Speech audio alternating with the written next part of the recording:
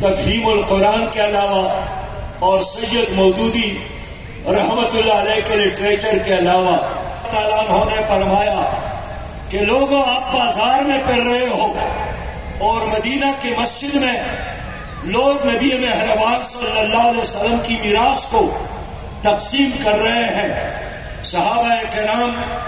جب اپنا کاروبار چھوڑ کر مسجد نبوی میں داخل ہو گئے تو حضرت سے پوچھا، ابو ہریرہ وہ مال اور اسباب کہاں ہے جس کے تقسیم کے بارے میں آپ ہمیں اطلاع دے رہے تھے؟ نبی نے ہمارے لیے سونا اور چاندی نہیں چھوڑی، ہمارے نبی نے قرآن اور یہی سنت رسول قرآن کے لیے کوئی دنیا کمانے کی روایت تو نہیں چھوڑی، لیکن آپ کے لیے قرآن کو چھوڑا ہے، نبی پر رہنے اس پر مٹنے کی روایت چھوڑی ہے، اور اگر آپ کے دلوں میں ان کے ساتھ پتا ہے مسلمان، یہ راز کسی کو نہیں معلوم کہ مومن قاری نظر آتا ہے، حقیقت میں ہے قرآن۔ اس لیے جب بھی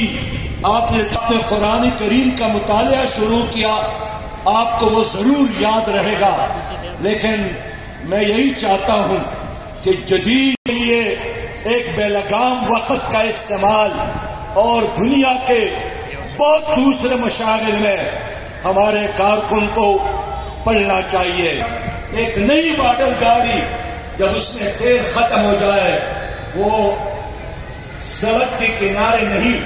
وہ بیچ راستے میں کھڑی ہو جاتی ہے، اور پھر